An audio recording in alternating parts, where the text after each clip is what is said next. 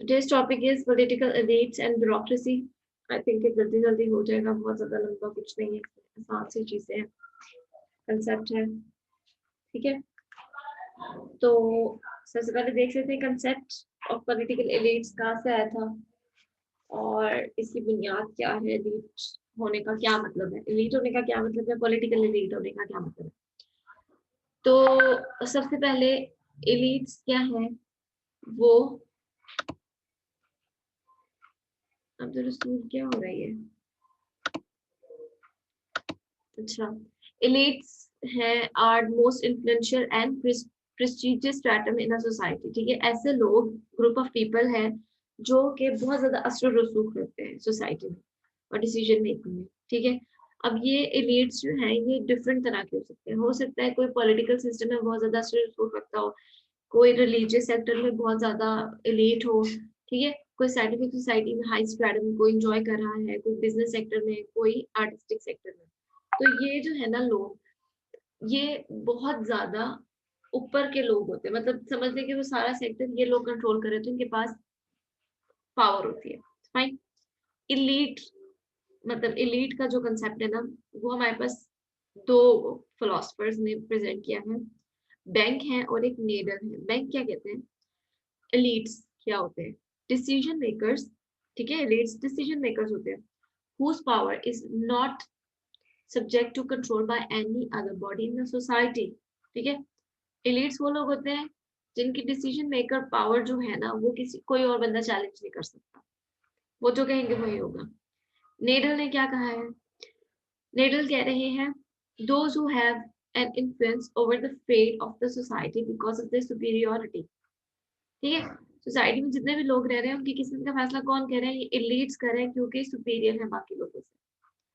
तो political elites को हम किस तरह डिफाइन कर सकते हैं, पॉलिटिकल एलिट्स वो लोग हैं जो पॉलिटिकल एरेना में हाई स्ट्रैडम, ठीक है, हाई स्ट्रैडम को एंजॉय कर रहे हैं, डिसीजन मेकिंग में एंजॉय कर रहे हैं, फिलोसफर सॉरी प्रॉपर इन्फ्लुएंस है इनका, और ये पॉलिटिकल पावर को मोनोपोलाइज करते हैं।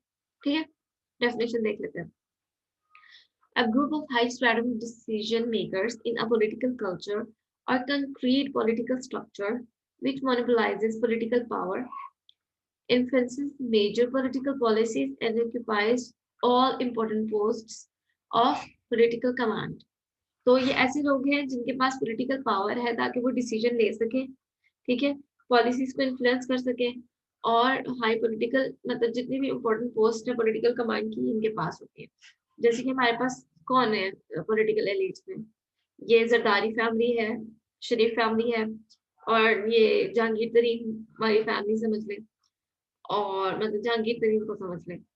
तो इस तरह के लोग, और पॉलिटिकल एलिट्स में हमारे पास पाकिस्तान में तो आर्मी भी आ जाती है। ठीक है, अच्छा, हु आर पॉलिटिकल एलिट्स। अब पॉलिटिकल एलिट्स हैं कौन कौन से लोग, सबसे पहले हमारे पास तीन तरह के लोग हैं जिनमें सबसे पहले इलेक्टेड या नॉमिनेटेड है। ठीक है, जो कि स्टेट के लेजिस्लेचर में बैठते हैं, जिन्हें हम वोट डाल के लेकर आते हैं, इलेक्ट करके लेकर आते हैं। ठीक है, दूसरे वो लोग हैं who occupy important position in national और स्टेट लेवल पॉलिटिकल पार्टीज। ठीक है, जो पॉलिटिकल पार्टीज हैं उनके जो मेंबरान हैं, उनके चेयरमैन समझ ले, वाइस मतलब स्पोक्स पर्सन समझ ले, ये सब इनकी अच्छी समझ ले पोजीशंस हैं उन पॉलिटिकल पार्टीज में। तो ये सभी पॉलिटिकल एलिट्स हैं। ठीक है, फिर और तीसरी तरह के कौन से लोग हैं, individuals who do not hold any formal position either in government or in political parties। ठीक है, ना ही गवर्नमेंट बना रहे हैं, ना ही मिनिस्टर्स हैं, ना ही लेजिस्लेचर का पार्ट है, ना ही किसी और चीज का पार्ट है, ना ही किसी पॉलिटिकल पार्टी से बिलोंग कर रहे हैं। ठीक है, और ना ही उसमें कोई ऐसी पोजीशन उनके पास है जो कि हाईली इंपॉर्टेंट हो, लेकिन स्टिल इनको हम ग्रेट मतलब समझते हैं कि इनके पास पॉलिटिकल पावर है। क्यों, क्योंकि ये उन लोगों को कंट्रोल कर रहे होते हैं जो पॉलिटिकल पावर एक्सरसाइज कर रहे थे। जैसे कि इमरान खान का किंग मेकर कौन है, जहांगीर तरीन है ना। ठीक है ना, तो वो पॉलिटिकल एलीट है क्योंकि वो इमरान खान को कंट्रोल कर रहा है, क्योंकि वो पार्टी को बहुत ज्यादा पैसे देते हैं, तो अपनी मर्जी के फैसले करवाते हैं वो लोग जो पार्टी को फंड कर रहे होते हैं। ठीक है, अब पॉलिटिकल एलिट्स आए कहाँ से, ठीक है, इनका ओरिजिन क्या है। तो वैसे तो हम दो फिलोसफी के बारे में बात करते हैं, लेकिन यहाँ मैंने तीन लिखी हैं। बेसिकली जो दो है ना वो ऊपर वाली है, और तीसरी जो है वो जिसके बारे में कम बात की जाती है वो सबसे एंड में लिखी हुई है। तो पहले कहते हैं कि जी बेसिक एलीट सेटलमेंट हो जाना किसी एक जगह पे, ठीक है। एक सोसाइटी है जो काफी लोअर लेवल की सोसाइटी है, वहां कुछ लोग ऐसे हैं कि वो जो है वो क्या करते हैं कि वहां जाके लोगों को ऑर्गेनाइज करने लगते हैं और उनकी सोशियो इकोनॉमिक डेवलपमेंट में हेल्प करते हैं। तो वहां के एलीट्स बन जाते हैं। फिर लोगों ने जो भी डिसीजन मेकिंग करनी होती है वो लोगों के पास से उन्हीं लोगों के पास लेके जाते हैं जिन्होंने उनको ऑर्गेनाइज किया, ठीक है। तो through basic and sudden elite settlement in societies at relatively low levels of socio-economic development, fine. तो ये हमारे पास फर्स्ट है।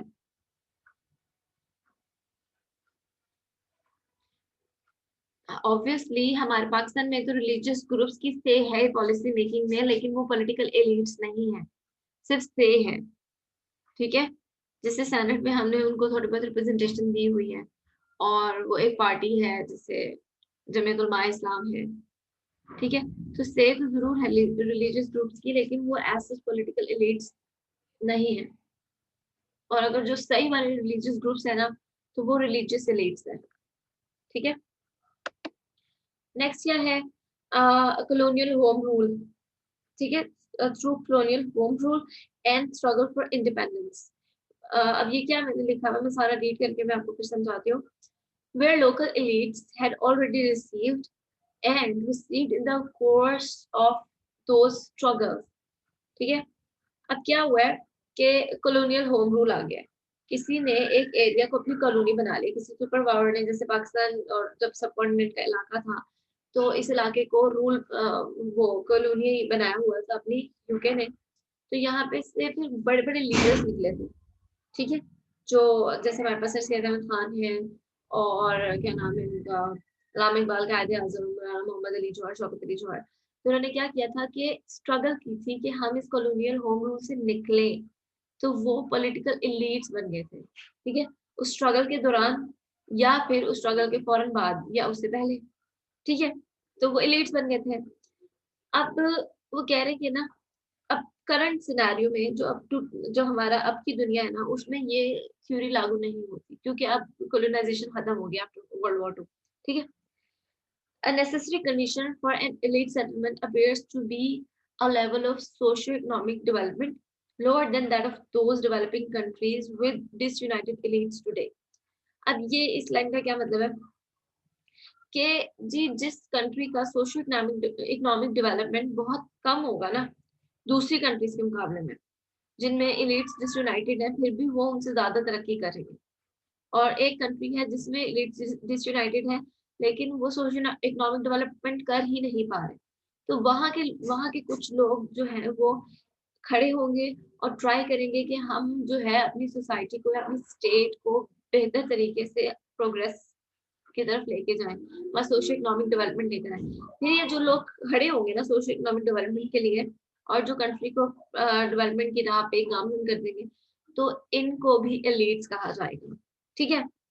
colonial dependency is obviously a condition necessary for creating consensually united elite through home rule and independence struggle। अब क्या कह रहे हैं कि colonial dependency जो है वो एक कंडीशन थी, बहुत इंपॉर्टेंट थी, जिससे क्या हुआ कि लोगों ने इंडिपेंडेंस की स्ट्रगल की और एक यूनाइटेड एलीट हमारे सामने है। But it is a condition that is no longer seriously present. लेकिन अब ये चीज मौजूद नहीं है, ठीक है, अब दुनिया में ये चीज मौजूद नहीं है। तीसरी थ्योरी क्या दे रहे हैं, ये तीसरा वे क्या है ओरिजिन ऑफ एलीट्स का, एलीट कन्वर्जेंस, ठीक है। तीसरा है एलीट कन्वर्जेंस, ये मॉडर्न वे है, ठीक है, जिसमें क्या होता है कि एलीट क्लास है, ठीक है, एलीट्स हैं, लेकिन वो यूनाइटेड नहीं है, कोई अपने मुफाद के लिए लड़ रहा है, कोई अपने मुफाद के लिए लड़ रहा है, तो बहुत ज्यादा डिसइंटीग्रेशन। अब अगर ये लोग मतलब कोई 10-12 एलिट्स जो है वो आपस में मिलकर यूनाइटेड हो, जो आपस में लड़ने की बजाय एक स्पेसिफिक कॉज के लिए लड़े, तो वो सब एक एलीट बना लेंगे, यूनाइटेड हो जाएंगे, ठीक है। तो ये एक एलीट को जन्म देगी, सही वाली एलीट क्लास को जन्म देंगे जो कंट्री के लिए कोई ना कोई काम कर सकती है, और कंट्री जो है उनके मुताबिक चलेगी। In countries that have a transited to democratic elections, the opposing camps and factions making up a disunited elite may begin to converge if some of the opposing elites form a broad political coalition that mobilizes enough voters to win the election repeatedly. अब इस line का simple से मतलब है कि एक country है, वहाँ गवर्नमेंट बन गई है और वहाँ ऑपोजिशन मौजूद है। अब ऑपोजिशन क्या करती है, वो कुछ इस तरह के स्टेप्स लेती है, ये जितनी भी ऑपोजिशन है वो डिसयूनाइटेड थी, वो आपस में एक दूसरे को यूनाइट कर लेगी और मतलब इस तरह के जल्द से जुलूस करेगी कि वो वोटर्स को पंप करेगी कि आप हमें वोट दें, हमारे पास आपके सारे मसले मसाइल का हल है। ठीक है, तो अब क्या होगा, ये जब लोगों को दिखाएगी कि हमारे पास है आपके मसाइल का हल और करके भी दिखाएगी, तो ये बार बार इलेक्शन को जीतेंगे, तो ये पॉलिटिकल एलिट्स बन जाएंगे। This enables the united elite to dominate the government executive power। ठीक है, इस तरह वो गवर्नमेंट की एग्जेक्टिव पावर को जो है वो हासिल कर लेंगे और हो सकता है फ्यूचर में 2-3 दफा और हासिल कर लें, मतलब थ्रू क्या कहते हैं elections, and obtain a greater security that derives from the domination. ठीक है, अब इनको ज्यादा सिक्योरिटी मिल जाएगी क्योंकि इन्हें पता है कि इनकी ऑपोजिशन का कुछ नहीं बिगाड़ सकती, वो डिसयूनाइटेड है और हम यूनाइटेड है, तो इनको ज्यादा सिक्योरिटी मिल जाएगी। नेक्स्ट क्या है, पॉलिटिकल एलिट्स की क्या टाइप्स हैं। ठीक है, तो दो तरह के पॉलिटिकल एलिट्स होते हैं, एक होते हैं डेवलपमेंट सिस्टम एलिट्स और दूसरे होते हैं मेंटेनेंस सिस्टम एलिट्स। अब डेवलपमेंट सिस्टम एलिट्स क्या होते हैं, ये जो है ना, नाम से जाहिर हो रहा है कि डेवलपमेंट का काम करेंगे, ट्राई करेंगे कि जितने भी अनटैप्ड रिसोर्सेज हैं और जितने भी मतलब क्या कहते हैं कि उनके पास रिसोर्सेज अवेलेबल हैं उन सबको यूटिलाइज करें, सिस्टम को जो स्टेट है उसको डेवलपमेंट की तरफ लेके जाएं, नई नई पॉलिसीज बनाएं और जो है मटेरियल एडवांसमेंट को अचीव करें, नए इंस्टीट्यूशंस बनाएं या उन इंस्टीट्यूशंस जो पुराने हैं जो कि सोशियो इकोनॉमिक डेवलपमेंट की राह में रुकावट है, उनको from the grass root level change करना शुरू करें और रिफॉर्मेशन पे करें। ठीक है, तो अब ये जो एलिट्स होते हैं ना, ये देखते हैं अपॉर्चुनिटीज कितनी है, ये हर्डल्स को नहीं देखते और जो ऑब्स्टेकल्स आती है ना उनको निकालने की कोशिश करते हैं। ठीक है, तो ये डेवलपमेंट सिस्टम एलिट्स है, ये नए स्कूल्स बनाएंगे, हॉस्पिटल्स बनाएंगे, सिलेबस को रिवाइज करेंगे, अच्छा सिलेबस प्रोवाइड करेंगे, तो इन्होंने मॉडर्नाइजेशन की तरफ लेके जाना स्टेट को। तो क्या लिखा हुआ है, we seek to reconstruct the society by attempting to mobilize and tap available resources and political agencies. The attack on the economic awkwardness in order to achieve the material advancement is through change in the institutions and attitudes। ठीक है, ये try करें कि हम एक तब्दीली लेकर आए, हम एक तरक्की लेकर आए, तरक्की वो जिस जिस तरह से ला सकेंगे लेकर आएंगे, इंस्टीट्यूशंस को चेंज करके, एटीट्यूड्स को चेंज करके, लोगों के माइंडसेट को चेंज करके। The political party or the government apparatus serves for them as a central instrument for modernization। अब ये elites जो तब्दीली लेकर आना चाह रहे हैं, ये वहीं से लेकर आएंगे ना जहाँ इनकी चलती है, जहाँ जिनकी पावर इनके हाथ में। तो पॉलिटिकल पार्टी की पावर इनके हाथ में, गवर्नमेंट की अपरेटिस की पावर इनके हाथ में, तो उसको यूज करेंगे और मॉडर्नाइजेशन लेकर आएंगे कंट्री में। They create new institutions or change old institutions to remove obstacles to economic and social growth। अब सोशल एंड इकोनॉमिक ग्रोथ की राह में जो भी रुकावट है उस सबको खत्म करने की कोशिश करेंगे ताकि लोग ज्यादा खुशहाल हो। नेक्स्ट हमारे पास क्या है, मेंटेनेंस सिस्टम एलिट्स। ये इनके नाम से जाहिर हो रहा है कि ये कुछ तरक्की नहीं चाह रहे, ये पुराने सिस्टम को मेंटेन करना चाह रहे हैं। ठीक है, तो ये नॉर्मली इस तरह के लोग होते हैं जो झुक जाते हैं, जो मसाले हक के लिए अपनी जो इनकी आइडियोलॉजी को छोड़ देते हैं, ट्राई करते हैं कि कंट्री का जो सिस्टम है ना वो मेंटेन रहे, उसमें कोई तरक्की ना। ठीक है, हो सकता है तरक्की जब आएगी तो ज्यादा मसले मसाइल आ जाए, इनको लगता है। तो क्या लिखा है मैंने, these elites give priority to the maintaining and preserving the existing political system। ठीक है, जो existing political system चल रहा है उसको मेंटेन करना, instead of advocating economic and social change। social economic change लाने के बजाय वो पुराने सिस्टम को चलाने में बेहतरी समझते हैं। They believe in compromise among the competing political and interest groups। अब जो भी उनके साथ कॉम्पीट कर रहा है पॉलिटिकल ग्रुप या इंटरेस्ट ग्रुप, उसके साथ बैठेंगे, बातचीत करेंगे, कॉम्प्रोमाइज कर लेंगे। अच्छा ठीक है, मेरा ये नजरिया था, मैं इसको छोड़ देता हूँ, आप अपना ये नजरिया छोड़ दें। तो वो कुछ तरक्की लाना भी चाह रहे थे, सिस्टम में कुछ चेंज लाने भी चाह रहे थे, तो वो उसको छोड़ देते हैं। This elite system is characterised bye multiple loyalties, मतलब इनकी वफादारियां बहुत सारे लोगों के साथ होती है, उन्होंने सबको खुश करना होता है, तो सिस्टम को डेवलप करने की तरफ आते नहीं है। क्योंकि हमारे पाकिस्तान में वैसे भी फ्यूडल लॉर्ड्स वाला सारा सिस्टम है। अगर कोई तब्दीली या बदलाव लाना भी चाहेगा तो उसको बहुत सारे लोगों का सामना करना पड़ेगा, ठीक है, सबके अगेंस्ट खड़ा होना पड़ेगा। तो मेंटेनेंस सिस्टम एलिट्स यहाँ पे बहुत ज्यादा चल रहा है। टेक्टाइल फ्लेक्सिबिलिटी, कि अपने टेक्टिक्स में फ्लेक्सिबिलिटी लेकर आते रहते हैं, चीजों पे कॉम्प्रोमाइज करते रहते हैं। Acceptance of the compromise and ideological diffuseness, ठीक है, तो जो इनकी आइडियोलॉजी है उसको छोड़ भी देते हैं, नई आइडियोलॉजी अपना भी देते हैं, तो इस तरह की बातें। फ्लेक्सिबल होते हैं इनका attitude. So these have limited scope of action, तो इनका एक्शन भी लिमिटेड स्कोप है, इनके एक्शन लेने का भी। A wide variety of constraints operate on their development policies. अभी अगर कोई डेवलपमेंट पॉलिसी लेकर आना भी चाहेंगे तो ये देखेंगे भाई मेरी कोई पार्टी मेरे से नाराज ना हो जाए, ठीक है। तो ये मेंटेनेंस सिस्टम एलिट्स है।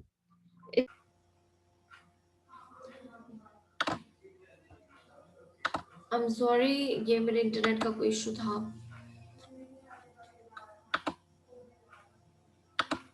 अच्छा, इसके बाद हमने पॉलिटिकल एलिट्स को देख लिया।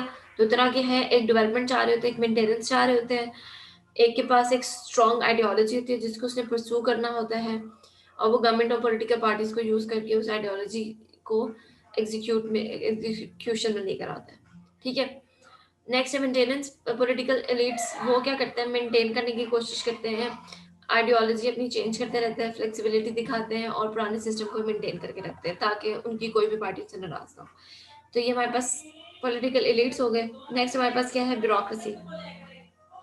अब ब्यूरोक्रेसी क्या है, इंट्रोडक्शन है ये कि जी ब्यूरोक्रेसी जो है इसमें सिविल सर्वेंट्स होते हैं, ठीक है, ब्यूरोक्रेसी और द सिविल सर्वेंट्स ये परमानेंट होते हैं, प्रोफेशनल ग्रुप है, ठीक है, स्किल्ड लोग होते हैं, इनको पता है कि इन्होंने सारी स्टेट की एडमिनिस्ट्रेशन को संभालना है और ये बहुत डिलीजेंटली काम करते हैं नॉर्मली, ठीक है।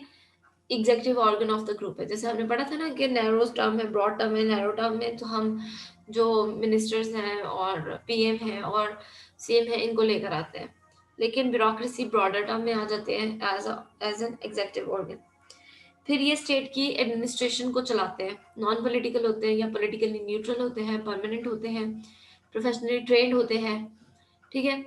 पॉलिसी मेकिंग, लॉ मेकिंग में इनका बहुत बड़ा किरदार है, फाइन। फिर upon the qualities and efficiency of the bureaucracy depends on the quality of the quality and the efficiency of the state administration. अब अगर आपकी ब्यूरोक्रेसी जितनी ज़्यादा डिलीजेंट होगी, जितनी ज़्यादा एक्टिव होगी, स्टेट एडमिनिस्ट्रेशन उतनी अच्छी होगी, उतनी एफिशिएंट होगी। ब्यूरोक्रेसी ही सही काम नहीं कर रही तो समझ लें कि स्टेट की एडमिनिस्ट्रेशन बिल्कुल ठप है, खराब, फजूल है, ठीक है। अच्छा, ब्यूरोक्रेसी यूजुअली क्या करती है, पॉलिटिकल एग्जीक्यूटिव्स के अंडर काम करती है। ये जितने भी मिनिस्टर्स होते हैं, उनके डिपार्टमेंट्स होते हैं, उनके डिपार्टमेंट्स के अंडर फिर सारे ब्यूरोक्रेट्स आते हैं, ठीक है। नैरो सेंस में क्या है, bureaucracy is used to denote, मतलब दो सेंसेस हैं इसकी ब्यूरोक्रेसी की। नैरो सेंस में वो सारे टॉप लेवल के लोग आ जाते हैं, 17 स्केल से ऑनवर्ड या 16 स्केल से ऑनवर्ड एडमिनिस्ट्रेशन में जितने लोग हैं जो पब्लिक सर्वेंट्स हैं। ब्रॉडर टर्म में आप कह लो कि जो भी बंदा पब्लिक ऑफिस को होल्ड कर रहा है ना, वो सब ब्यूरोक्रेट्स, मतलब bureaucracy में आ जाते हैं। It refers to all the permanent employees of the government, right from the peon and clerk to the top level officials. Broader sense में सब bureaucrats होते हैं। Definition हमारे पास दो लोगों की है यहाँ पे, एक फिनर है, इन्होंने क्या कहा है, और एक गार्नर है, इन्होंने क्या कहा है, हम दोनों की देख लेते हैं। फिनर कहते हैं civil service bureaucracy is a professional body of official, ठीक है, officials, permanent, paid and skilled. बहुत आसान सी डेफिनेशन है, आराम से याद भी हो जाएगी, इसलिए मैंने रखी है कि ब्यूरोक्रेसी में वो लोग हैं सारे ऑफिशियल्स, ठीक है, प्रोफेशनल बॉडी ऑफ ऑफिशियल्स जो है परमानेंट है, पेड है और स्किलफुल है, इन्हें पैसे दिए जाते हैं, हमेशा रहते हैं चाहे गवर्नमेंट हो ना हो, और स्किलफुल होते हैं, गवर्नमेंट में मौजूद मिनिस्टर्स की तरह अमेच्योर नहीं होते। नेक्स्ट क्या है, गार्नर। गार्नर ने डिस्क्राइब कैसे किया था ब्यूरोक्रेसी को? इसका मतलब है सिविल सर्वेंट्स।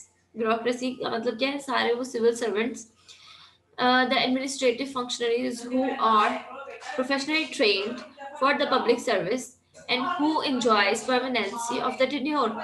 ठीक है, प्रोफेशनली ट्रेंड है कि वो पब्लिक सर्विस करेंगे और परमानेंसी ऑफ टेन्योर को एंजॉय करते हैं, कि इनको कोई हटा नहीं सकता। अगर ये एक बार आ गए हैं तो अब जब ये रिटायर होना चाहेंगे तब होंगे, या फिर इन पे कोई करप्शन का चार्ज लगेगा तब इन्हें छोड़ना पड़ेगा।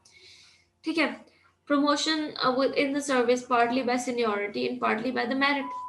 प्रमोशन नॉर्मली क्या होता है कि हर 4 साल बाद होती है, 3 साल बाद होती है, या फिर आप कितना अच्छा परफॉर्म करें उसकी बेसिस पे होगी। तो गार्नर की डेफिनेशन। नेक्स्ट क्या है, मेन फीचर्स क्या हैं ब्यूरोक्रेसी के? तो मेन फीचर्स हैं कि ये एक परमानेंट करेक्टर है स्टेट का। ठीक है, मतलब आप समझ लो कि गवर्नमेंट के डिपार्टमेंट्स पे काम तो करते हैं, लेकिन गवर्नमेंट आ रही है जा रही है, इनको कोई फर्क नहीं पड़ता, ये अपना काम हर गवर्नमेंट के साथ करते हैं। ठीक है, जब ये एक दफा एंटर हो गए तो इनकी रिटायरमेंट की एज तकरीबन 58 to 60 ईयर्स है, और उससे पहले नहीं जाएंगे। फिर हायरार्किकल ऑर्गेनाइजेशन है। हायरार्किकल ऑर्गेनाइजेशन मतलब कि देखिए स्केल्स बने हुए हैं, और हर स्केल पे उसके पर्क्स एंड प्रिविलेजेस डिफरेंट होते हैं, सैलरीज भी डिफरेंट होती है। ठीक है, सीनियरिटी बेसिस पे। तो हायरार्किकल ऑर्गेनाइजेशन है, 16 स्केल, 17 स्केल, एसी, डीसी, फिर वो आगे जो भी चला जाता है सीन। ठीक है, तो ये इनका थम मतलब प्रिंसिपल रूल है कि इन यहाँ हायरार्की होगी। नेक्स्ट क्या है, नॉन पार्टिसन करेक्टर है। अब नॉन पार्टिसन करेक्टर का क्या मतलब है कि जी ये पॉलिटिकली न्यूट्रल होते हैं, पॉलिटिक्स में इन्वॉल्व नहीं होते। ठीक है, जो भी गवर्नमेंट, जिस भी पार्टी की गवर्नमेंट आ गई, जिस भी बंदे की गवर्नमेंट आ गई, ये उसके साथ काम करेंगे। ठीक है, ये किसी के साथ भी मतलब पॉलिटिकली अलाइन नहीं होते, ना ही पॉलिटिकल पार्ट मतलब मूवमेंट्स में जो है वो हिस्सा लेते हैं। कल मेरे से पूछा था बिस्मा ने मेरे ख्याल से कि मैम जो है ये ब्यूरोक्रेट्स जो है पॉलिटिक्स का पार्ट बन सकते हैं, लेजिस्लेचर का पार्ट बन सकते हैं। तो मैंने बताया था नहीं, क्योंकि लेजिस्लेचर की नॉर्मल इलेक्शंस जो है वो उन लोगों के लिए होते हैं जो पॉलिटिकल एग्जेक्टिव्स होते हैं। ये पॉलिटिकल एग्जेक्टिव्स नहीं होते। अगर इन्होंने पॉलिटिक्स में आना है तो इनको रिजाइन करना पड़ेगा, और फिर अगर ये रिटायर हुए तो 5 साल वेट करना पड़ेगा, और उसके बाद ये आ सकते हैं। ठीक है, फिर है professional trained and expert class. अब प्रोफेशनल ट्रेन्ड और एक्सपर्ट क्लास का क्या मतलब है? जैसे आपको पता है हाईली एजुकेटेड हैं आप सब लोग, बीए करने के बाद आप पेपर देंगे, पेपर देने के बाद जो है इंटरव्यू होगा, इंटरव्यू होने के बाद आपकी ट्रेनिंग होगी, फिर ट्रेनिंग होने के बाद भी 6 महीने आपको जो है वो कहते हैं यूटी कहते हैं उसको, अंडर ट्रेनिंग। ठीक है, तो 6 महीने आपकी ट्रेनिंग चलती रहेगी। तो मिनिमम इन्होंने क्वालिफिकेशन भी बता दी, फिर ट्रेनिंग भी बता दी, फिर एक्सपर्ट क्लास होती है, जो जिस काम में इन्होंने जाना होता है, जिस जिस एरिया में जाना होता है वहाँ की ट्रेनिंग दी जाती है, तो वो उस एरिया के एक्सपर्ट हो जाते हैं।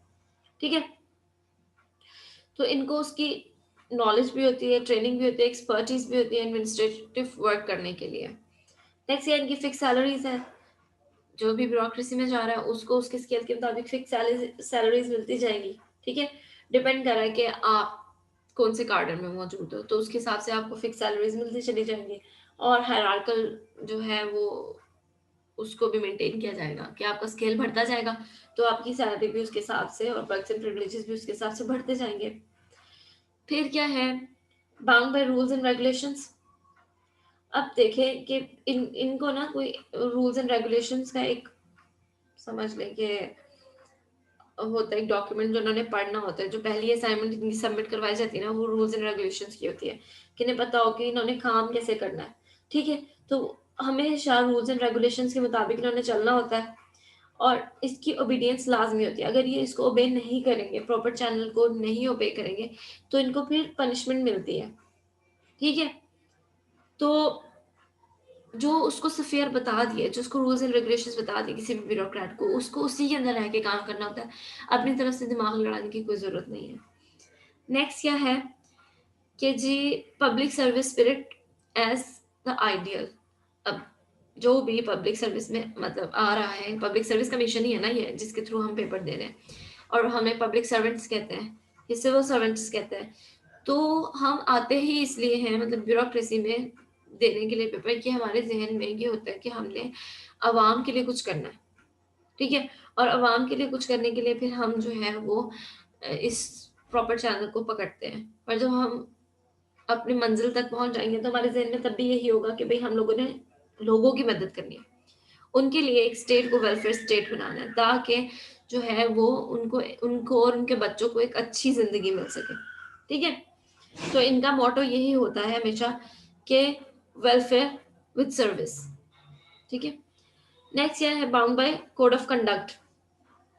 अब जितने भी सिविल सर्वेंट्स हैं उन्हें कोड ऑफ कंडक्ट को फॉलो करना होता है, जो भी इनको डिसिप्लिन बता दिए हैं उसके हिसाब से इन्होंने रहना है। इनकी rights and duties, perks and privileges जो भी हैं उनको क्लियरली इनको पता होता है, ठीक है। इनको इनकी ड्यूटीज पता होती है, इनको इनके राइट्स पता होते हैं, और ये उसके हिसाब से ही चलते हैं। डेफिनेट इनको बता दिया होता है कि जी काम है आपका, किस तरह करना है, अगर आपने कोई गलती की तो आपको किस तरह सजा मिलेगी, incompetence, negligence, violation of the code of conduct, इनको सब कुछ पता होता है कि क्या क्या हमें सजाएं मिल सकती हैं, ठीक है। तो ब्यूरोक्रेसी जो है वो सिंपली हम ये कह सकते हैं कि पॉलिटिकली न्यूट्रल है, प्रोफेशनली कॉम्पिटेंट है, परमानेंट करेक्टर है, फिक्स्ड इनका टेन्योर है, सैलरीज हैं, और strict obedience to the rules है। फाइन। नेक्स्ट हमारे पास क्या है, फंक्शंस। अब इनके फंक्शंस क्या है ब्यूरोक्रेसी के, ब्यूरोक्रेसी में जाना तो है, हम सबने पता है हमें फंक्शंस क्या है इसमें। तो जी सबसे पहले हमारा काम ब्यूरोक्रेसी का काम क्या होता है, रिस्पॉन्सिबिलिटी क्या है इनकी, कि जी इन्होंने इम्प्लीमेंट करना है गवर्नमेंट पॉलिसीज एंड लॉस को, ठीक है। गवर्नमेंट ने जो पॉलिसीज और लॉस बना दिए हैं वो कौन इम्प्लीमेंट करता है, ये गवर्नमेंट की मशीनरी है ब्यूरोक्रेसी, ये इम्प्लीमेंट करेंगी। जो भी गुड पॉलिसीज लॉज वगैरह बने हैं वो लोगों के सर्विस के लिए बने हैं, और ये इस चीज को देखते हैं कि लॉज इम्प्लीमेंट हो भी रहे हैं या नहीं, एफिशिएंटली इम्प्लीमेंट हो रहे हैं। फाइन। नेक्स्ट क्या है, मतलब आपने देखा होगा पुलिस का इदारा है वो यही चीजें तो देख रहा होता है, ये मास्क नहीं पहनेंगे तो फाइन होगा, ठीक है। अच्छा फिर क्या है, रोल इन पॉलिसी फॉर्मुलेशन या पॉलिसी फॉर्मेशन। अब पॉलिसी मेकिंग फंक्शन है पॉलिटिकल एग्जेक्टिव्स का, लेकिन ब्यूरोक्रेसी भी क्या काम करती है, इसमें बहुत ज्यादा एक्टिव रोल प्ले करती है। सिविल सर्वेंट्स क्या करते हैं, डाटा, जब भी कोई पॉलिसी वगैरह बननी होती है तो डाटा सप्लाई करते हैं जो मिनिस्टर्स होते हैं उनको या पॉलिटिकल एग्जेक्टिव्स होते हैं उनको, ताकि वो पॉलिसीज बना सके, ठीक है। उनको पिछली गवर्नमेंट का सारा रिकॉर्ड प्रोवाइड करते हैं कि पिछली गवर्नमेंट कैसे काम कर रही थी, ये सारा कुछ, ठीक है। फिर जो भी सेवरल ऑल्टरनेटिव स्टेप्स होते हैं पॉलिसी मेकिंग में, या अल्टरनेटिव पॉलिसीज बन सकती हैं, वो ये बताते हैं, ठीक है, मिनिस्टर्स को। मेरिट्स और डीमेरिट्स भी डिस्क्राइब करते हैं, क्योंकि परमानेंट होते हैं ना, इन्हें पता होता है पिछली गवर्नमेंट ने भी क्या काम किया था और तब क्या मसले मसाइल आए थे, अब ये वाली गवर्नमेंट क्या काम करी है, इसमें क्या मसले मसाइल आ सकते हैं। तो ये पॉलिटिकल एग्जेक्टिव्स को एक तरह से ना एडवाइजरी फंक्शन परफॉर्म करते हैं उनके लिए। नेक्स्ट क्या है, स्टेट के एडमिनिस्ट्रेशन को रन करना है, जो भी पॉलिसीज बनी है, लॉज बनी है, रूल्स बनी है, रेगुलेशंस हैं, गवर्नमेंट ने जो डिसीजंस दे दिए हैं, इनका काम है कि स्टेट के एडमिनिस्ट्रेशन को उसके हिसाब से चलाएं। जैसे कि गवर्नमेंट ने प्राइस कंट्रोल के लिए एक पॉलिसी बता दी है और प्राइस बता दिए कि आटे, चीनी, दाल वगैरह का भाव इतना होगा, तो अब कौन देखेगा कि इतना भाव है भी कि नहीं मार्केट में, तो ये लोग देखेंगे, ठीक है। फिर इनका एडवाइजरी फंक्शन है मिनिस्टर्स के लिए, एज आई सेड कि ना ये एक परमानेंट करेक्टर है, ठीक है। और मिनिस्टर्स क्या होते हैं, अमेच्योर होते हैं, अनस्किल्ड होते हैं और अनएक्सपर्ट होते हैं, उन्हें नहीं पता कि गवर्नमेंट पहले कैसे काम करती रही है, लेकिन ये देखते आते होते हैं कि 5 साल पहले गवर्नमेंट ने क्या काम किया था, उससे 5 साल पहले वाली गवर्नमेंट ने क्या काम किया था, तो ये उनको एडवाइस करते हैं, क्योंकि हाईली क्वालिफाइड होते हैं as compared to political executives, skilled होते हैं, एक्सपर्ट्स होते हैं। तो ये कभी कभी जो है ना पॉलिटिकल एग्जेक्टिव्स को अपने इशारों में भी नचा रहे होते हैं, जैसे आपने अभी देखा है इमरान खान की गवर्नमेंट के साथ मसला ये चल रहा था। फिर क्या है, रोल इन लेजिस्लेटिव फंक्शन। अब लेजिस्लेटिव फंक्शन में इनका क्या रोल है, जो भी कानून बनना है उसका बिल ड्राफ्ट होता है, ठीक है। बिल ड्राफ्ट कौन करता है, यही सारे जो ब्यूरोक्रेट्स हैं यही बिल ड्राफ्ट करते हैं, जो कि लेजिस्लेचर जो है जिसे पास करके लॉ बनाते हैं, ठीक है। तो बिल्स जो है ब्यूरोक्रेट्स ड्राफ्ट करते हैं, और जो भी नेसेसरी इंफॉर्मेशन होती है जो कि लेजिस्लेचर को चाहिए होती है वो भी सब सिविल सर्वेंट्स प्रोवाइड करते हैं। नेक्स्ट ये है सेमी जुडिशियल फंक्शन। अब सेमी जुडिशियल फंक्शन में क्या चीज़ें हमारे पास,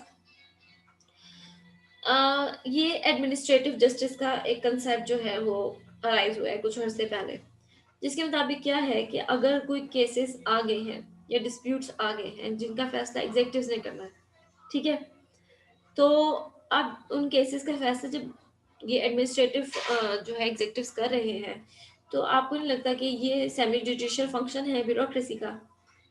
कोई इशू आ गया ग्रांट्स के हवाले से, परमिट्स के हवाले से, लाइसेंस के हवाले से, टैक्स कॉन्शियसनेस के हवाले से या कोटास के हवाले से, ये सब के सब मसले जो है ना ये सिविल सर्वेंट्स टैकल करते हैं। फिर collection of taxes and disbursement of financial benefits. और जैसे बजट मेकिंग हो गई है, ठीक है, या बजट मेकिंग हो रही है, पॉलिटिकल एग्जीक्यूटिव्स काम कर रहे हैं, फाइनेंशियल प्लानिंग कर रहे हैं, टैक्स स्ट्रक्चर या स्टेट एडमिनिस्ट्रेशन वगैरह ये सब बताते हैं, ठीक है। ये टैक्स भी कलेक्ट करते हैं, एफबीआर का अमला क्या करता है, टैक्स वगैरह कलेक्ट करता है ना, ये सब ब्यूरोक्रेट्स हैं, ठीक है। डिस्प्यूट्स वगैरह सेटल करते हैं रिकवरी के हवाले से, और टैक्स प्रपोजल्स बजट मेकिंग में जो भी हेल्प चाहिए होती है मिनिस्टर्स को वो देते हैं, टैक्स रिलीज प्रोवाइड करते हैं, और लीगली सैंक्शन फाइनेंशियल बेनिफिट्स वगैरह भी यही प्रोवाइड करते हैं, सब्सिडीज देते हैं। तो ये सारा काम किसका है, ये इनका ही है, ब्यूरोक्रेट्स का, ठीक है। कंसेशंस भी देते हैं लोगों को, जैसे अभी ये एमनेस्टी स्कीम्स वगैरह चलती हैं, ये एग्जेक्टिव्स ही देते हैं। देन क्या है, रिकॉर्ड कीपिंग। कोई भी लॉ बन रहा है या कोई भी पॉलिसी बनी है या पहले कभी बनी है, तो ये सबका रिकॉर्ड अपने पास रखते हैं सिस्टमैटिकली, ठीक है, डेट वाइज सारी गवर्नमेंट्स का रिकॉर्ड अपने पास रखते हैं और उसको क्लासिफाई करते हैं और एनालाइज करते हैं। फिर इससे क्या होता है कि हमें पता लगता रहता है कि पिछली गवर्नमेंट की पॉलिसीज में क्या प्रोज एंड कॉन्स थे और नेक्स्ट गवर्नमेंट वो काम ना करे, ठीक है। तो ये मेंटेन करते हैं और कलेक्ट करते हैं वाइटल सोशो इकोनॉमिक स्टैटिस्टिक्स, ठीक है, जो कि पब्लिक पॉलिसी फॉर्मेशन में और प्लान्स में और एग्जीक्यूशन में बहुत ज़्यादा हेल्पफुल रहती है। तो रिकॉर्ड कीपिंग इनका एक काम है। उसके बाद क्या है कि पब्लिक रिलेशंस में इनका बहुत बड़ा रोल है, क्योंकि एज वी हैव सेड के अर्लियर कि ये पब्लिक सर्विस के लिए ही आते हैं आगे। तो ये जो ऊपर हायर एग्जेक्टिव्स हैं ना, मिनिस्टर्स हैं, पॉलिटिकल लीडर्स हैं, उनके साथ एक रिश्ता कायम करते हैं अवाम का। ये बीच के लोग होते हैं, लोग इनके पास जाके अपने मसले सुनाते हैं और इनको बताते हैं, और इनका ही क्लोज कांटेक्ट होता है, ठीक है। तो पब्लिक रिलेशन एक बहुत ज़्यादा ज़रूरी चीज़ है स्टेट की, और उसमें ये बहुत इंपॉर्टेंट रोल प्ले कर रहे हैं फंक्शंस में। नेक्स्ट क्या है, ब्यूरोक्रेसी पे कंट्रोल। ब्यूरोक्रेसी पे कंट्रोल क्या है, दो तरह के कंट्रोल हैं। एक वेलफेयर स्टेट मतलब जैसे अराइज हुई है, तो क्या हुआ है कि इनको पावर्स भी बहुत ज़्यादा दे दी। अब अगर ये पावर्स का सही तरह यूज़ नहीं करेंगे और डिस्पॉट हो जाएंगे तो फिर कौन रोकेगा इनको? तो हमने इनको रोकने के लिए ना दो तरह के कंट्रोल्स बनाए हैं। एक इंटरनल कंट्रोल है। वो इंटरनल कंट्रोल क्या है कि within the organisation, hierarchical है ना ऑर्गेनाइजेशन, तो जो इनके सीनियर है ना वो अपने जूनियर को कंट्रोल करेंगे, ठीक है। जूनियर्स को देखेंगे वो काम ठीक से कर रहे हैं या नहीं कर रहे। जो इदारे हैं वो उनकी रिपोर्ट्स वगैरह बनाई जाती हैं, फिर ऑडिटिंग होती है, इंस्पेक्शन होती है, एफिशिएंसी सर्वेस करवाए जाते हैं, बजटिंग होती है, देखते हैं कि करप्शन तो नहीं कर रहा। इतना बजट अगर लगा था तो वो बजट किधर किधर लगा है इस ऑर्गेनाइजेशन में या इस इदारे में, ठीक है। तो वो जो एडमिनिस्ट्रेटिव ऑर्गेनाइजेशन होती है हायरार्कल होती है, डिवाइड हुई होती है ब्रांचेस में, विंग्स में, सेक्शंस में, और फिर उसकी बेसिस पे देखा जाता है कि कौन किस तरह काम कर रहा है, और अगर जो सही नहीं काम कर रहा तो उसको बुला लेते हैं, भाई या तो सस्पेंड हो गए हो या फिर जवाब दो कि क्यों किया था। दूसरा कंट्रोल है एक्सटर्नल कंट्रोल। एक्सटर्नल कंट्रोल में क्या है, ये एजेंसी से बाहर की चीज है। बाहर के इदारे एक दूसरे इदारे के ऊपर एक कंट्रोल रखते हैं कि वो ये पूरा इदारा सही से काम कर भी रहा है नहीं। इसमें लेजिस्लेचर है, एग्जेक्टिव्स हैं, पॉलिटिकल एग्जेक्टिव्स हैं, और जुडिशरी है जो कि देखेगी कि सही काम करेंगे नहीं। जैसे नैब उठा के ले जाती है एग्जेक्टिव्स को, ये ब्यूरोक्रेट्स को, कि भाई बताएं आपने जो है वो काम खराब किया है। जुडिशरी भी बुला लेती है कि किसी ने कोई फंड वगैरह में करप्शन वगैरह ना किया हो, खुद बुद ना किया, ठीक है। तो ये सारा कंसेप्ट था ब्यूरोक्रेसी का और पॉलिटिकल एलीट्स का, खत्म हो गया है। और